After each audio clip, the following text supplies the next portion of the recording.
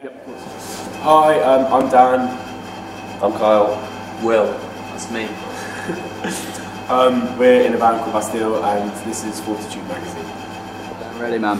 So, hi, how are you guys today? Good, thanks. You alright? It's good. It's been a week since Bad Blood came out. We gave it a 5-star, just to let you know. How are you finding the reaction to it? Yeah, I guess like the only reaction we've really been able to see is we've been on tour, so people seem to like know the songs, which is really nice for us. And weirdly, people seem to be like buying it as well, which is also weird for us. So I don't know. Positive. Yeah, well, we're really happy with it. So we hope that the people that like our music, we hope that they. My favourite bit of feedback is on iTunes, because all the reviews of someone didn't like it because they're bullshit, so they're always really good. So it's just like, you spend money on it. Yeah. How surreal is it to basically know you're at number one in the album charts? Yeah, I don't know. I don't think any of us really know how to like comprehend that piece of information. It's so weird. We sort of don't know how to react because it's so far removed from anything we thought it was possible. So that's pretty much the last thing any of us ever expected to happen. So we're just like, okay, right. It's I don't know. I think if we thought about it too much, we'd probably implode or something. bad as well. I'd have a meltdown, lose the ability to talk. I'd just sit here like rocking back and forth. I don't know. You celebrated Pompey's number 2 with going to Pizza Hut. What are you doing with it today if you get number 1? In the Leeds. I don't know. We were like, me and Carl went to uni here, so we're just really happy to be here. We're going to go for a roast at Farquarson, and yeah, and if it's open, which I'm sure. I'm not going to get my hair cut at that place like the last time. Really? I basically have a local hairdresser in Leeds, even though I'm it's such a good job. I'm like, every time I'm here, I look at my hairdresser. He cuts his hair anytime we got to Leeds. Thank God, man, it's this long. Although last time he did my beard without asking, which is I overstepped the line. Yeah, I know. He started doing it, he's like, I'm going to do your beard, yeah? So you're doing it now. And I look like a lesbian with my head up, so. Other than that, it was good. Oh. So that's how I'm going to start. Don't you cut each other's hair? No, they collectively cut mine. Okay. It started with Woody, who don't let everybody cut anyone's hair. Don't let them go near you. And then Will started like trying to. To be fair, we were cutting Kyle's head hair with a beard trimmer. It was tricky. It started in a hotel room in the shower, and then the entourage came and was like, right, we need to leave, go sound check. I did sound check with half a shaved head like that. Wicked.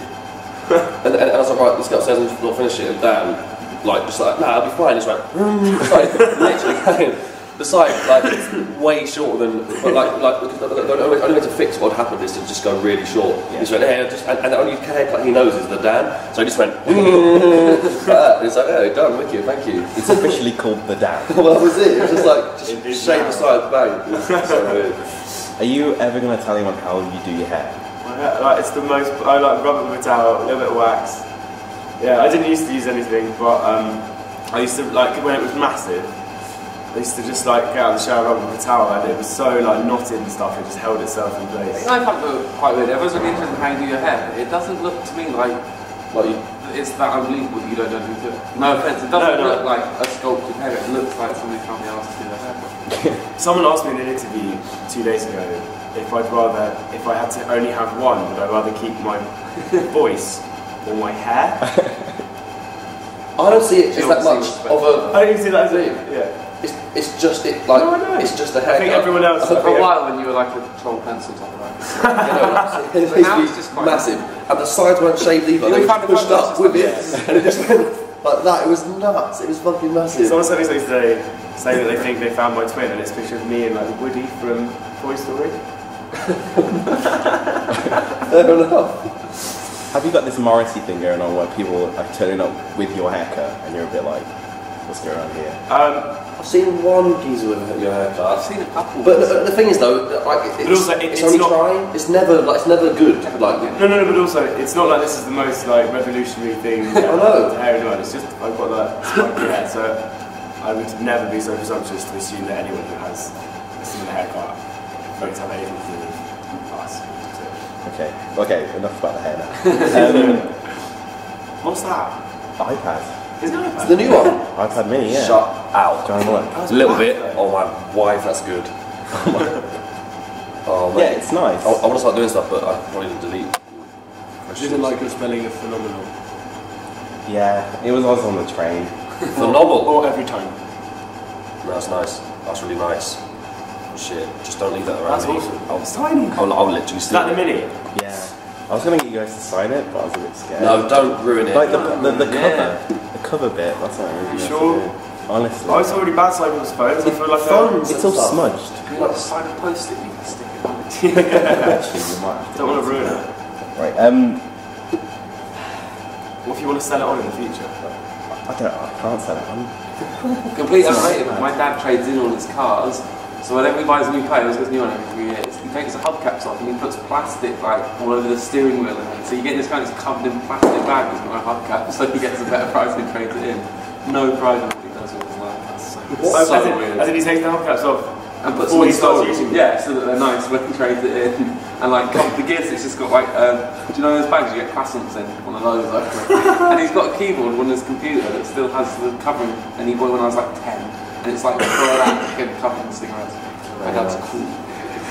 What just happened? I don't know. Just let him. What just happened like an old boy? Literally deviated so many directions that I don't know what's going on. Right. It doesn't flow now, Nice thing about guys. Will's family history, though. Yeah, my interview doesn't flow now, guys. No, sorry. Right, okay. I've never seen or heard so many people say that an alternative artist, such as yourselves, deserves such the success you've gained. Did you expect the shake-up in the UK charts as much as you have, to shake it up as much as you have? We didn't at all, and I think what's quite nice is that no one expected this to happen. Like, before 2 weeks ago, no one in the music industry, I don't think anyone in the press, like, Even our manager. yeah, even like, especially us, our manager, our label, like, no one really expected this to happen. It's just such a nice, like, you know, we worked really hard over the last couple of years, gig loads, released loads of music. We've built up, I hate the word fan and fan base, but like what feels like just a really nice, like warm group of people who like our music and warm. You know your fan base is called the Stormers, right? Stormers. The Stormers. That's what the Tumblr page at Bastille Heart has dubbed you guys. Has dubbed the Stormers. Yeah. Yeah, I don't know, and I think it's just like this week's been really overwhelming, just because you can sort of like see it's like on Facebook and stuff, the number of likes or Twitter followers or that kind of thing, and it's kind of, it just doesn't really feel like it means that much, but I guess like 56,000 people going out and buying your album in the space of a week is just like totally mind-blowing, so yeah. What's been your most, I can't believe I'm here at the moment. Or I Abbey can't Road, believe- maybe. I mean, yeah, we got to record some strings for the album at Abbey Road. That was a bit surreal. But to be honest, like a lot of stuff is happening at the moment. Like every like sold out gig that we get to do, we're like, this is nuts. This isn't real. Like playing at Reading Festival last year was a really big highlight for us, I think, and I think it always will be, just in terms of people coming and seeing that anyone liked us. Live Lounge was one of those. This isn't the sort of thing that happens to us.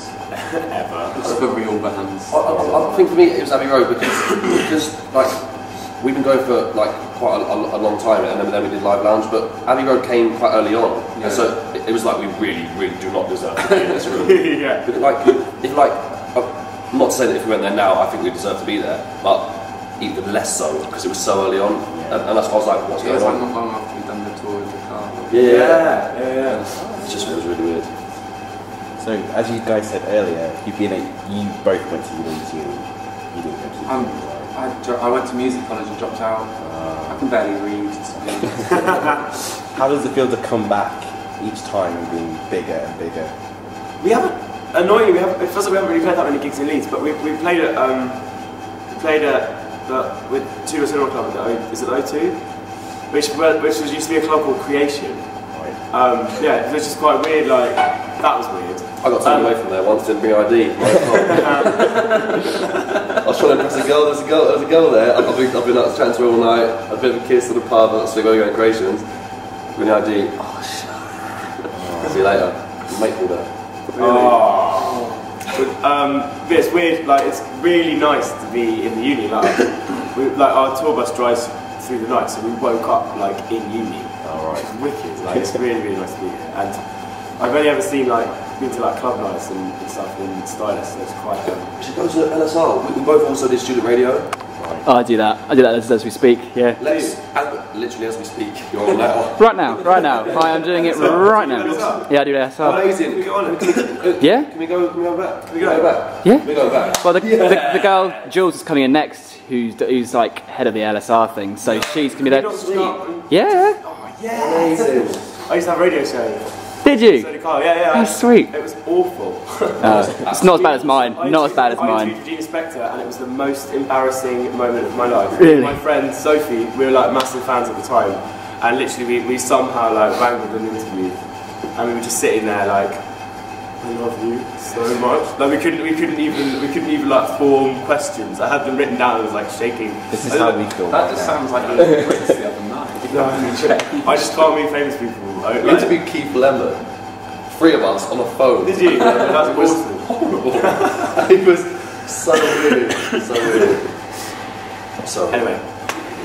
So what's going on with Other People's Heartbreak Part 3? I don't know. I guess it's.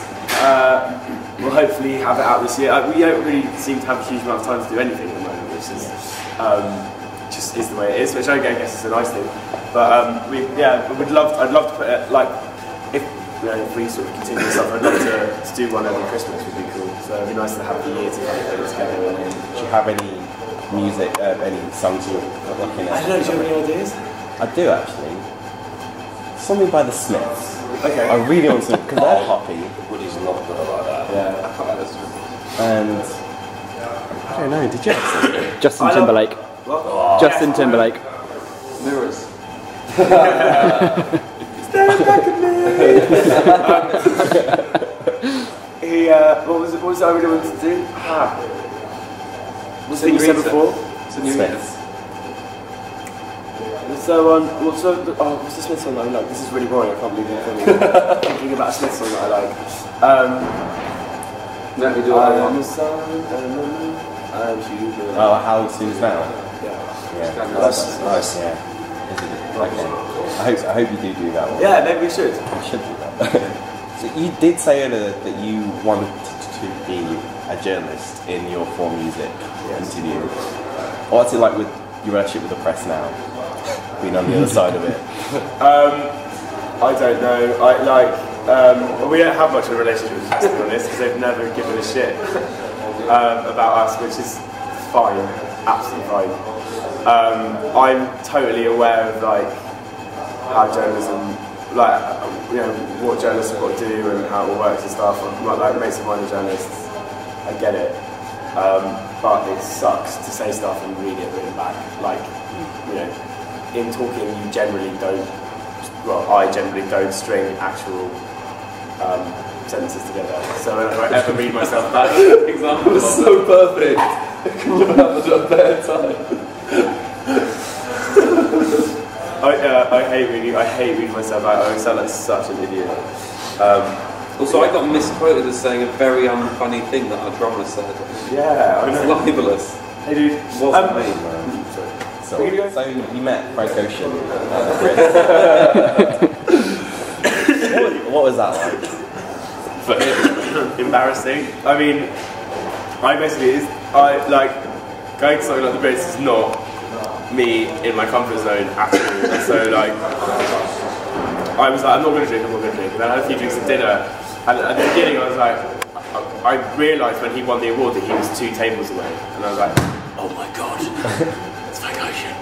And then it was like, someone said, oh, would you want me to introduce you? And I was like, absolutely not. Like, I can't imagine, I don't know what I'd say, I can't imagine anything worse. A few drinks later, Brits finishes, and I saw him weirdly with like Conor Maynard, and was like, this is too weird, I've got to send a photo to my friend. So I went out to take a photo, he just pointed at me and was like, have no fear. I was like, what does that mean? And I was like, sat there looking like completely flabbergasted with my phone up, with a photo of him and Conor Maynard in the foreground and him in the background. And I was like, I went up to him and was like, I love you, you're amazing, your album's so good. He was like, great. He was really, he was really nice, but I did this. yeah, that's sarcastic. No, he was great. He was great. No, I'll talk. There's my sentences again. But he was nice, but I was just like, I didn't even bother. Like, he obviously had no idea where I was. Why would he? And it was just an embarrassing fanboy moment, which I'm sure he gets all the time. So I was like, and the guy Mark that we work with, the producer that we work with, he's equally as obsessed. So I basically was like, gonna do something I'd never do, embarrass the shit out of myself, and get a photo for Mark. It was for Mark. Is there going to be a collaboration between you two? I highly doubt it. I mean, that would be awesome, but I Pretty much do that. yeah, I doubt it. You guys are really into video, right? Do you have much input with the videos that you've been doing? Yeah, we do. The video process is weird. Like, I would love to be more involved. I think as we get busier, there's kind of less and less we can do. But as involved as possible when it comes to sort of like coming up with the idea. Like, we're trying to sort out the ending to the shooting the Laura Palmer video on Friday in LA. Mental. That's not a sentence I ever like. This should roll off the tongue as easily as that. Sorry.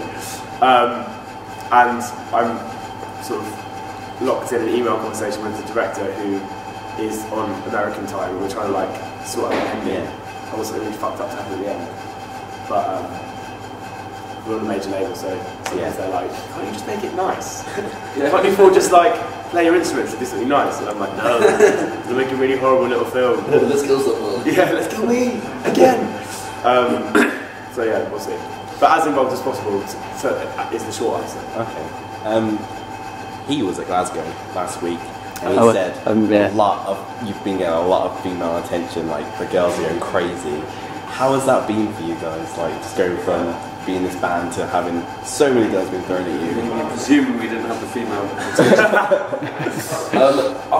They are young, so there's not a lot of with them or any. Yeah. For instance, just I was signing some stuff for this girl, and her mum was very much stood next to her staring. I mean, we're always, I don't know, it's sort of, we've actually found recently in the gigs that we've got like okay, there's obviously like you get at the front is mainly the sort of like girls, but then we've got this weird sort of football laddie crowd. Yeah, it's weird called laddie. Really laddie. So there's all these like there's like girls at the front sort of singing along every word, and there's like 3 feet behind them blokes just like whoa. One of the things, there was a girl who was about 13 and very small. And there's like fella. 25-year-old, 6'4" rugby player looking dude just leaning on her head. So weird. So yeah, obviously it's nice, but the female thing. But yeah, it's pretty weird. I think that's everything. I'm sorry. It took so long. We had 8 different conversations.